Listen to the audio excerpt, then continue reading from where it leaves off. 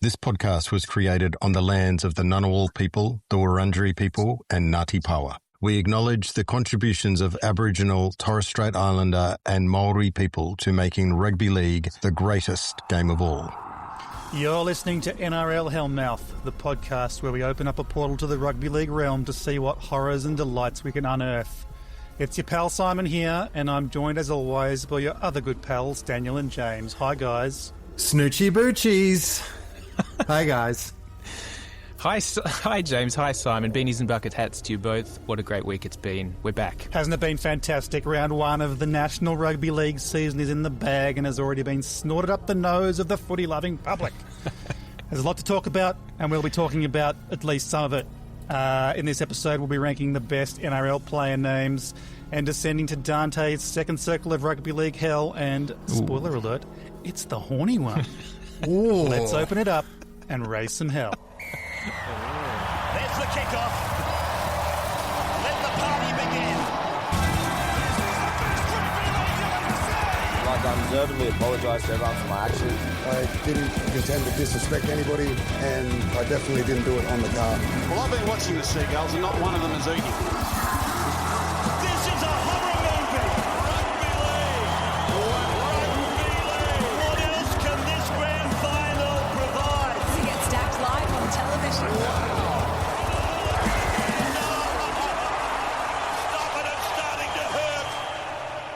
Now, guys, the days after round one are an interesting emotional time, aren't they? You know, as a rugby league community, we've lost that unifying optimism that anything is possible for any of our teams. And instead, we've split into two camps. The lucky people whose team won on the weekend, and they've already cleared that first Sunday in October in their calendar just in case.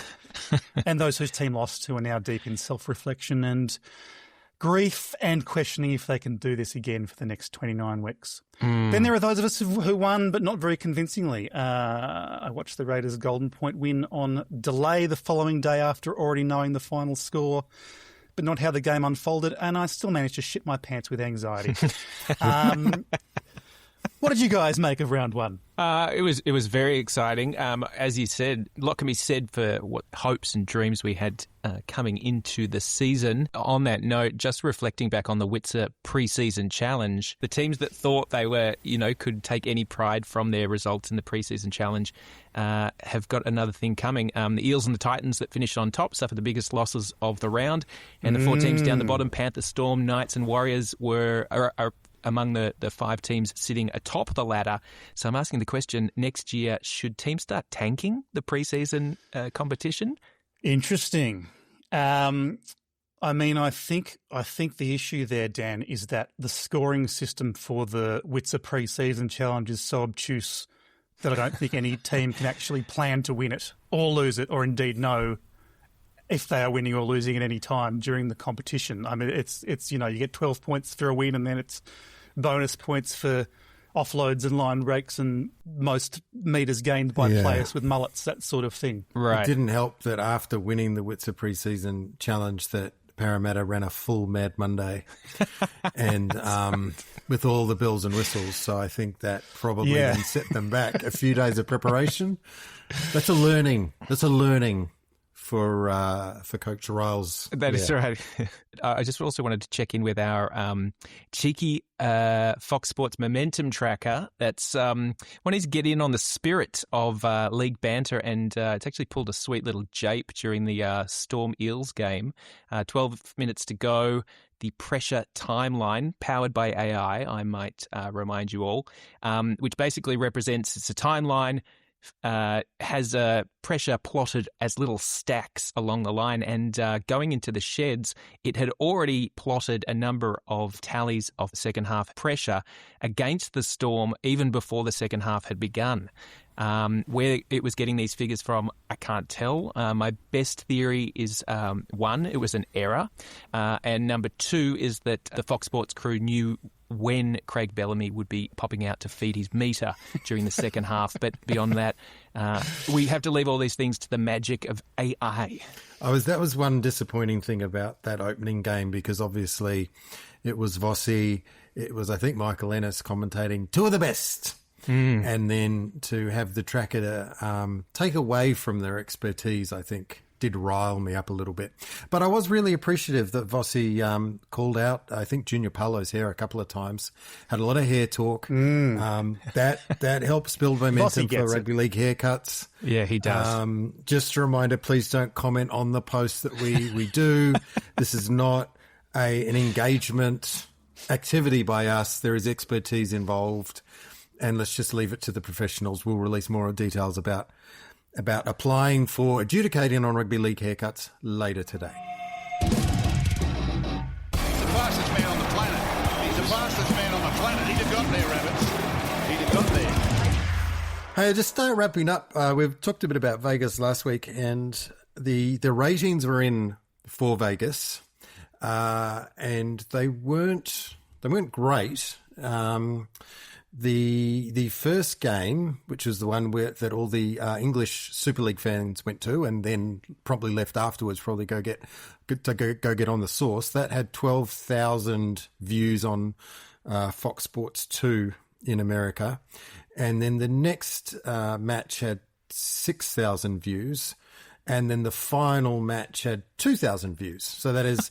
I think a population of over 350 million people. Not all of them have access to Fox Sports, but those that do did not really choose to watch it.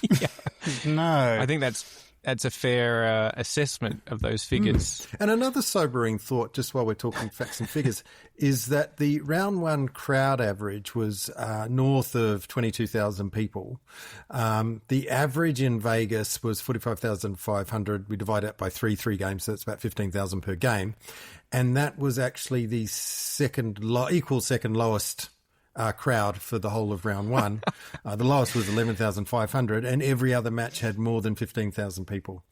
So, we are pro-Vegas. Remember, we're pro-Vegas. You were very clear about that last episode, James. Very clear that you were not trying to criticise the model, and this was merely a comment. Yeah. Just some stats. Just great stats.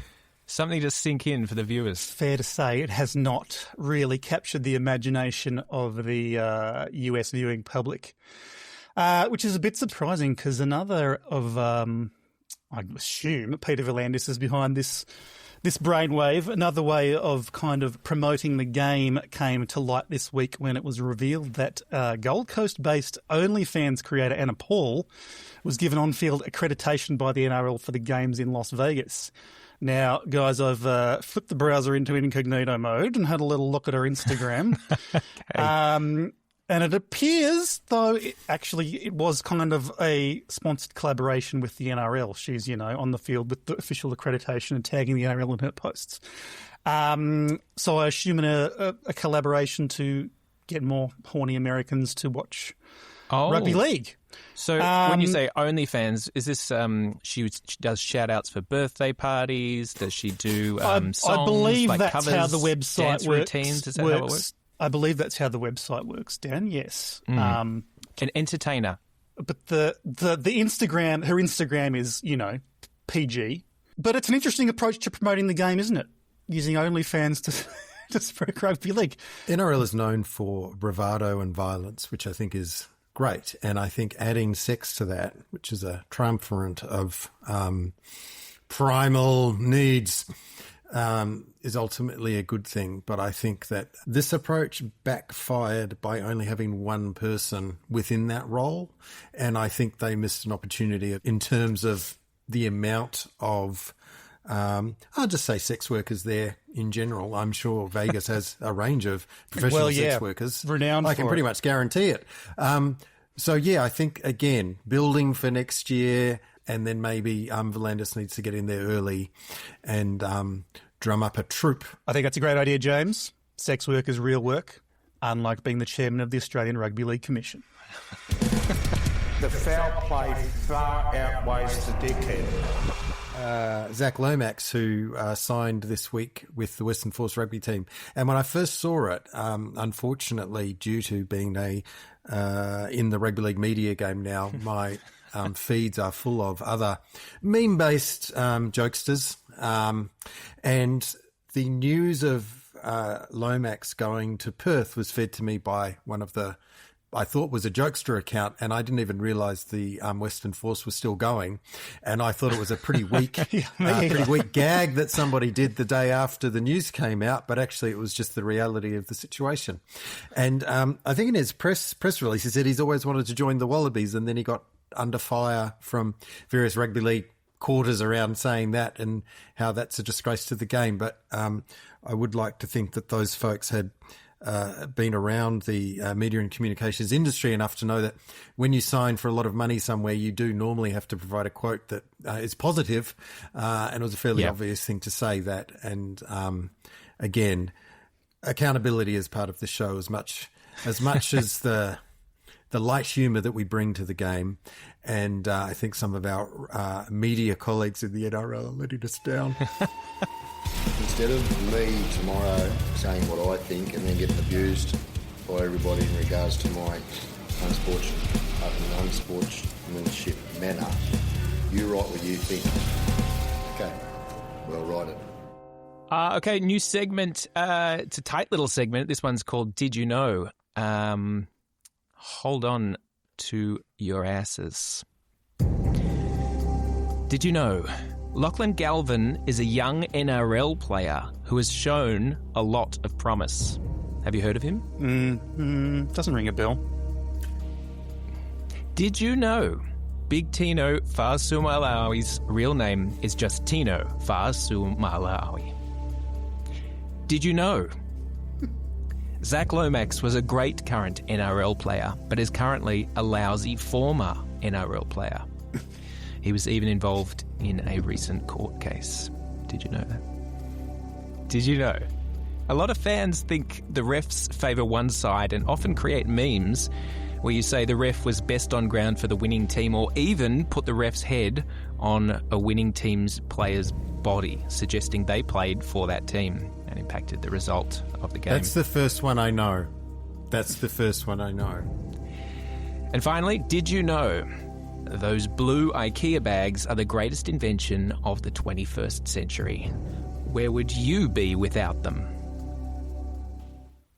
And that's all for this week. Wow. Dan, that's so great. I love that new segment, and it really is bringing the accountability to rugby league media, just as I was speaking about. In the air! In the air! In the air! Goal! Now, the NRL has finalised the accommodation arrangements for players and staff of the PNG Chiefs, who, of course, are joining the competition in 2028. It's been confirmed the squad will live at the luxurious Airways Hotel and Residences, set on a lush hillside estate in Port Moresby. Apparently, the resort will be adding 67 fully furnished units, and the resort already boasts multiple restaurants and bars, an award-winning spa, pools and a gym, medical facilities, and most importantly for rugby league players, a barber. Wow. Hope the Australian Rugby League Commission will have an opportunity to critique his work on mullets, fades, before providing the final sign-off on this arrangement with the PNG government. The barber's been in touch, Simon. The barber's been in touch. As part of the setup, Michael Chammas has been in touch with the show just to provide the advice. Go on. We don't want to... They'll also have access to a private island with more restaurants and spas and a certified scuba diving centre. Apparently, it's a great spot to see the rare lacy scorpionfish. So, what do you reckon? Is this plus a tax-free salary going to be enough to get players to sign with the Chiefs from 2028? I've got a realistic answer. If you are partnerless, familyless, then I think it's a very good option. It's a bit like a fly-in, fly-out model for good young rugby league players. But the more baggage, I'm a bit of a loaded term there, sorry guys. The more baggage you have within your family, maybe the compound life, unless you really love it, could be very difficult. That was my initial thought as well, James. I think that sounds like they're doing quite a bit to make it attractive to families. They're talking about building an international school nearby. But I think it's probably not great for players' partners unless they have a job where they can work remotely. They'll have to move to PNG to just be a, rugby league player's wife or girlfriend, which may not be in everybody's life plans. So I did think the same as you. I'm like, oh yeah, if you're young and unattached, go there. You're basically you get to live in a resort for free because these guys are mostly be in the top salary bracket. So it's basically a 45% pay rise to live in Port Moresby for a couple of years. But then the issue I came up to is that young rugby league players are probably the randiest cohort in the NRL population. But we saw during the COVID lockdown, when the players were in a similar situation, lockdown, nice resort together, there were, I think, at least 2 or 3 transgressions of players smuggling in girls. Yeah. Despite the risk to public health. So, but here's an idea, Simon. You have either a twin island nearby, or the back of the island, the other side of the island, I should say, is actually more of an OnlyFans influencer community. Okay, yes. And it's very professional, but obviously there can be mixing, there can be that sort of frisson, and that might be enough just to keep things interesting for the Chiefs players, and vice versa for the OnlyFans. Yeah, a few collabs, a few more collabs. Yeah. Hey, sorry, we could talk the whole show about this. However, PNG coffee known to be good. Yeah, very good. Rugby league players known to be in the sort of barista roasting game. It's a business they've gotten into famously. So much opportunity in Papua New Guinea that's untapped. That's true. Because it's been, focused on other things. That's true. I think if you add a sort of a barista training academy to the resort that the players can access for free to up their skills, and then perhaps schedule the Chiefs draw so that all of the players get an extra day of routing leave after a game in mainland Australia. Sensible. That's a pretty attractive proposition. Gives a new meaning to origin period when we're talking single origin beans. Move on. Oh, very nice. Although, before you do move on, I did hear that, quite excitingly, the hotel will be putting in toilets in the fire escapes, just in case any guests, after trying to force their way into family rooms while nude and intoxicated, find themselves locked out of the room and seek refuge in the stairwells. 8 miles for the coaching staff, perhaps. Yeah. They're thinking of everything in PNG, and I like that.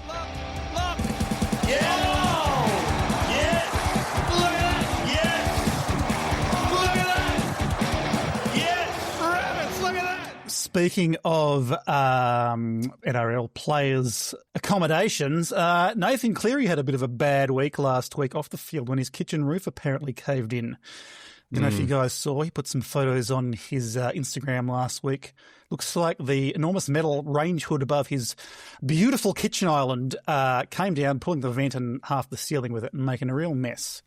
Not particularly newsworthy in itself, but what I found interesting was that this is actually the Cleary family home, the house Nathan lived in as a teenager, which he purchased from his father and current coach, Ivan Cleary. So I guess the question is, did Ivan do a building and pest inspection before settlement? Or did he knowingly sell his son a dud? Hey, look, son, one of the great lessons in life is that, once a deal is done, the deal is done, and, buyer beware. It'd be funny if he said, sorry, Nathan texted him and said, Dad, bloody hell, my roof's caved in. And then his dad texted back and just said, we go again.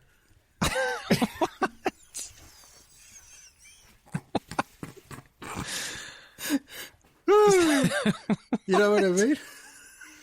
Because that's what teams say after they lose. We go again. That's what goes on their Instagram page. Yes. I'm sorry I had to explain that joke. It was very funny to me. I'm sorry we had to make you labour. I mean, it would have been great just to have your own delight. But one of the highlights of my week was actually the Panthers' Instagram post to celebrate International Women's Day on Monday. And it sort of asked everybody to list their, I think, favourite women sportsmen. And Nathan Cleary obviously said Mary Fowler, his partner, or his fiancée, who's in the Matildas. But then also Ivan did as well at the end. And it was very sweet to think that he's given Mary that seal of approval. And there's obviously a lot of love between the family to Mary. So that did It's a classic warm my moment, heart. isn't it? You know, your father meets your girlfriend and puts her on his favourite female sportsman list. It's a classic Australian family sort of trope. Yeah, and I like that. What absolute madness. Well, it might be madness, but I've enjoyed it, and I hope the viewer has as well. That's because you're mad. What? You're mad. That's a lovely way to go to a break.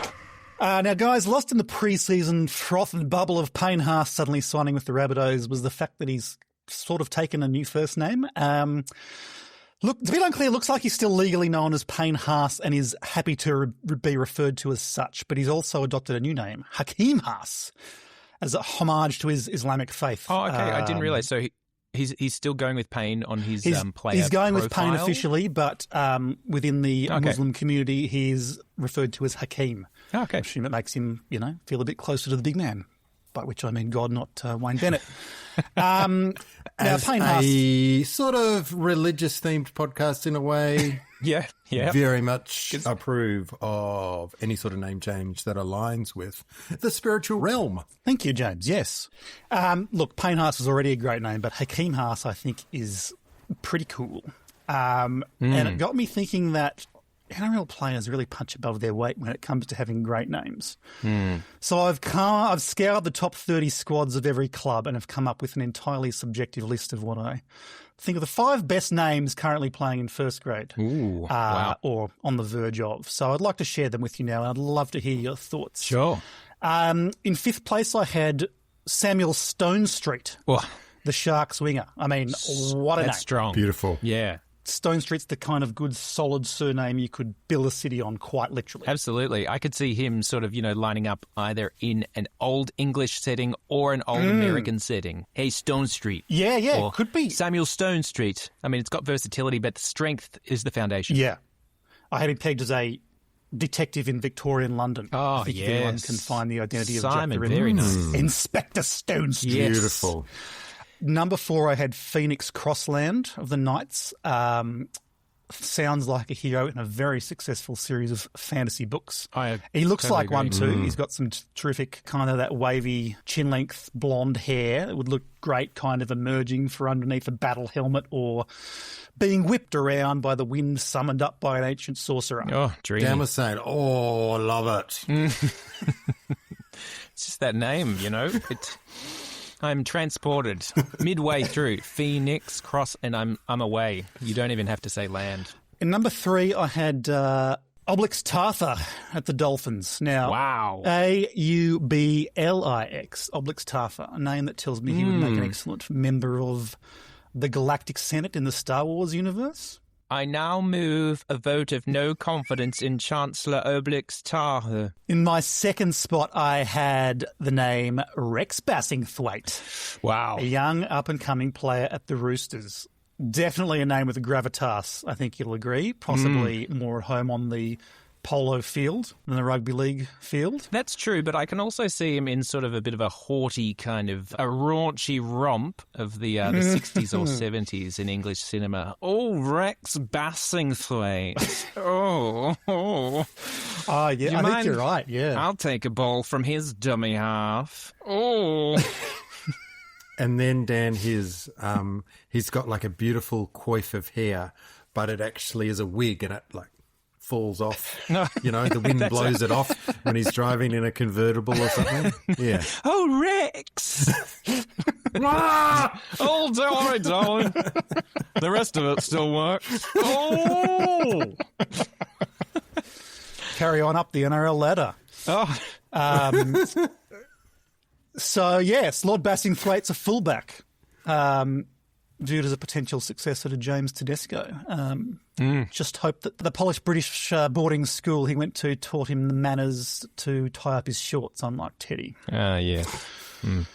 Are we at number 1? And my favourite rugby league player name, is Logan Spinks. Oh. A young second rower at the Bulldogs. I just love this name. I think with a name like that, he could do literally anything. Logan Spinks, stuntman. Oh. Captain Logan Spinks, the daredevil aviator. Yes. Dr. Logan Spinks, world-renowned Egyptologist. Just a fantastic name that I hope one day will replace Provan and Summons on the Premiership trophy, to be honest. The other one that's always fascinated me is the name Gerald Skelton. And before you think, did I say Gerald Skeleton? I didn't. So the Skelton family would have forever been asked, do you spell that skeleton? And they would have said, no, Skelton. It's just Skelton. And then they named their child Gerald.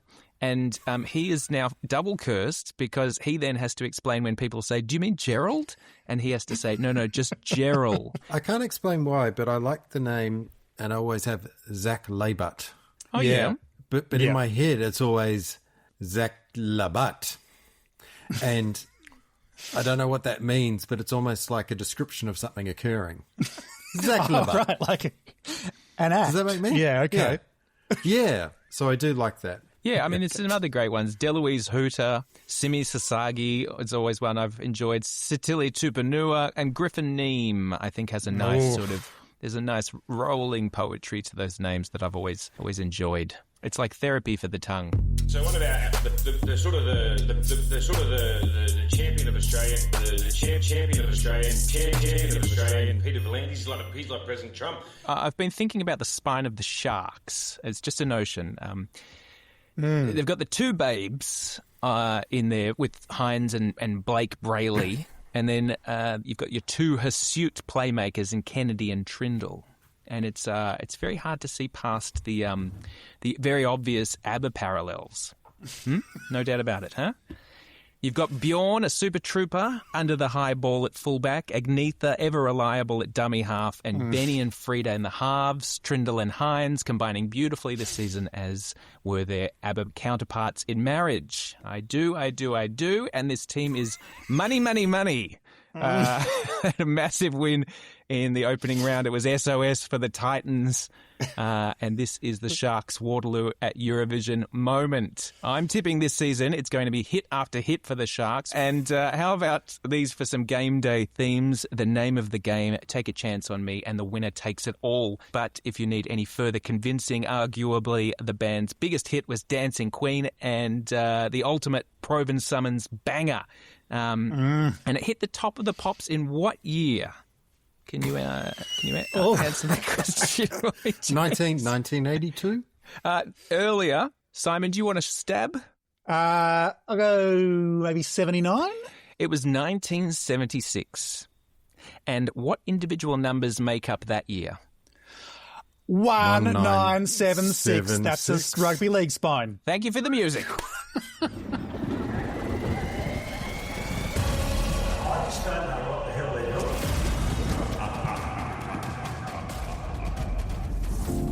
Thus I descended out of the first circle, down to the second, that less space begirds, and so much greater dole that goes to wailing.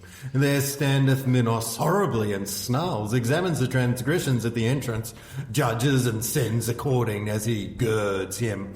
I say that when the spirit evil born cometh before him, wholly it confesses, and thus discriminator of transgressions, seek what place in hell is meant for it, girds himself with his tail as many times as he grades he wishes it should be thrust down.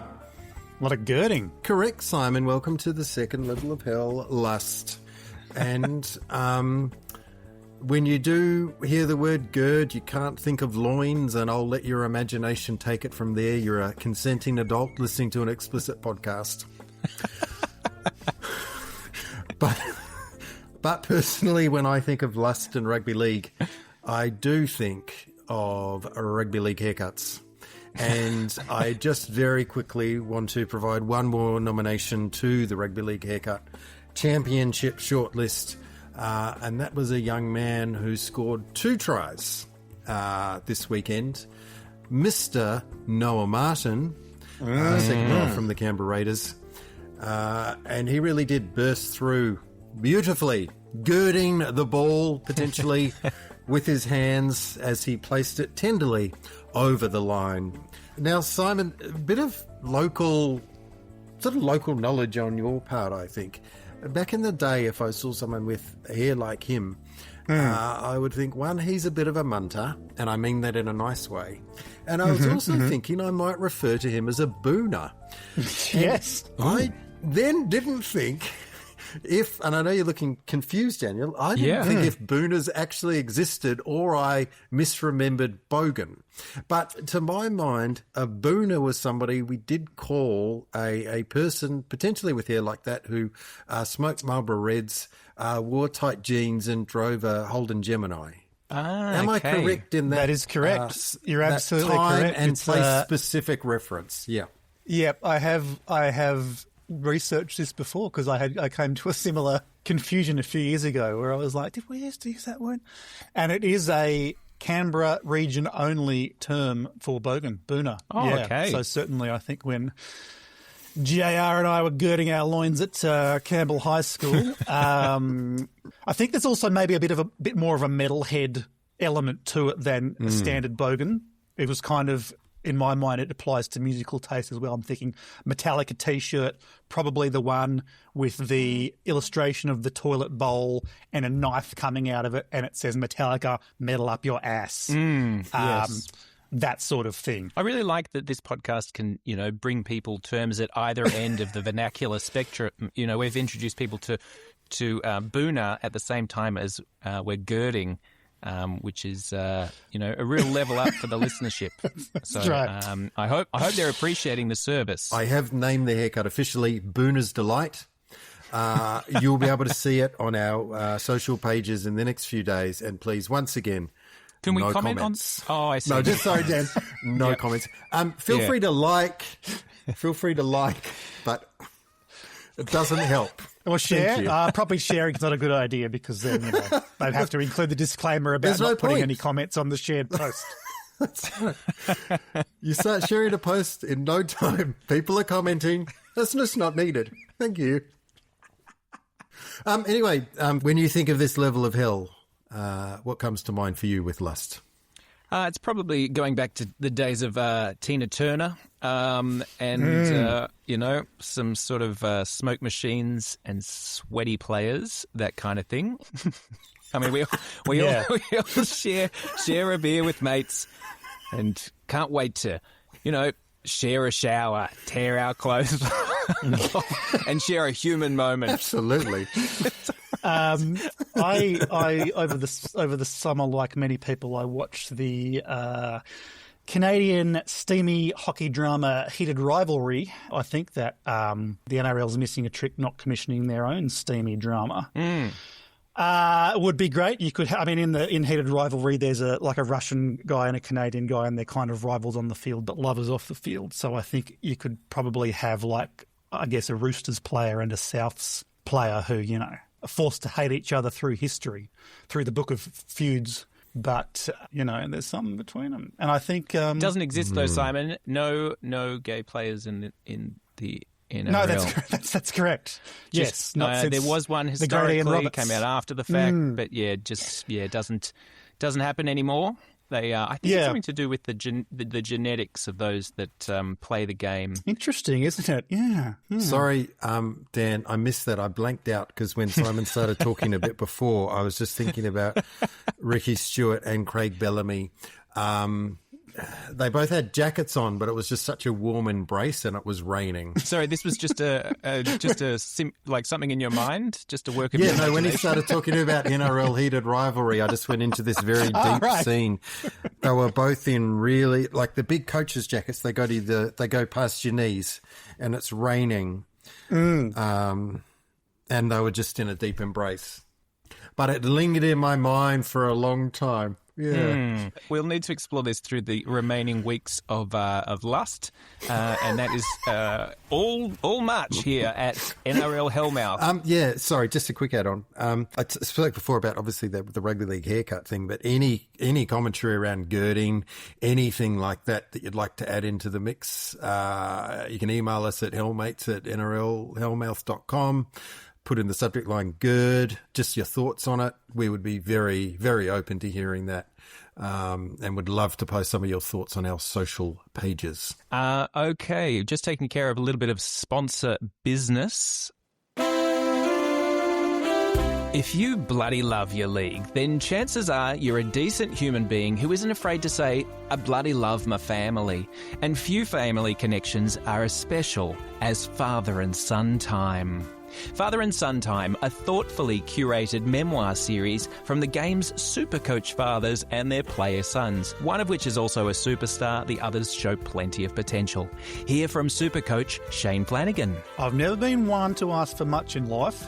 Any decent bloke will tell you, set your sights low and you may be pleasantly surprised with where the chips fall.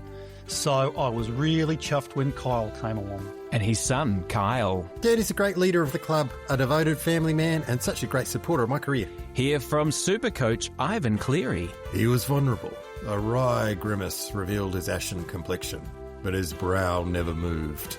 We won, Dad. 3 in a row. I could hear the weakness in his voice. And yet I was so far away. Reckless, invincible. I felt dangerous, but I was cursed. And Nathan. Dad is a great leader of the club, a devoted family man, and such a great supporter of my career. And don't forget supercoach Ricky Stewart. I reckon the boy really loves all the mucking about. He'd probably tear up a bit if he didn't get a cheeky burning spoon to the neck to get him out of bed on game day. But I guess love's funny like that. And son Jed. Dad is a great leader of the club. Help! A devoted family man, me, and just a great supporter of my career. Please! Father and Son Time, available in paperback as well as Kids Illustrated board book from the following retailers. Oh no, there's way too many to read. If I had $1 for all the contact details that they try to cram into the end of these reads, I would be a wealthy man. Good to see, Daniel, the lack of Trent Robinson advertisements this week. I don't want to get too down in the weeds about this, but suffice to say we have standards to upheld in terms of invoicing, accounts payable, accounts receivable, etc. Our books are audited, and we just can't continue to give away airtime. Absolutely right. Enough said. I mean, I suppose that's sort of agree to disagree. Trent was a bit frustrated after the last read.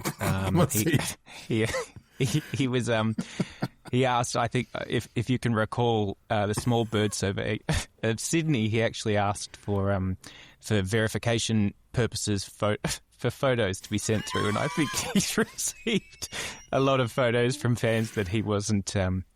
That he's not thrilled about. I think in his words, he said, quit mucking about, and he said, cut that stuff out. So it's a bit unfortunate. It's backfired for both parties. We haven't been paid. Listen, we're not saying do not participate in the small bird survey. Yeah. That's up to you. But we are saying that your participation does not assist this podcast in its growth.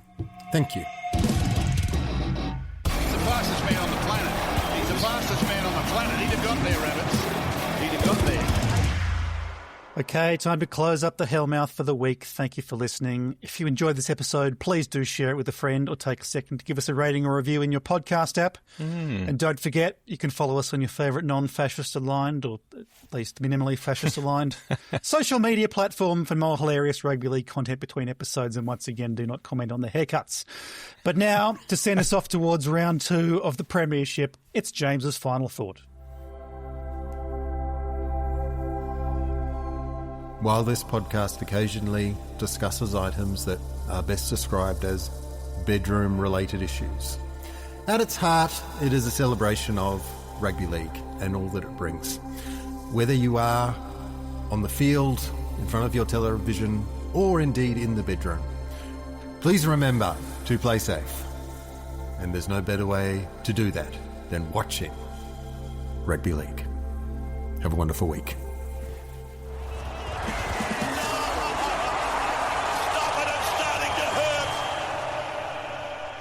Big Tino Fa'asu Ama Liawi Fa'asuma Fast.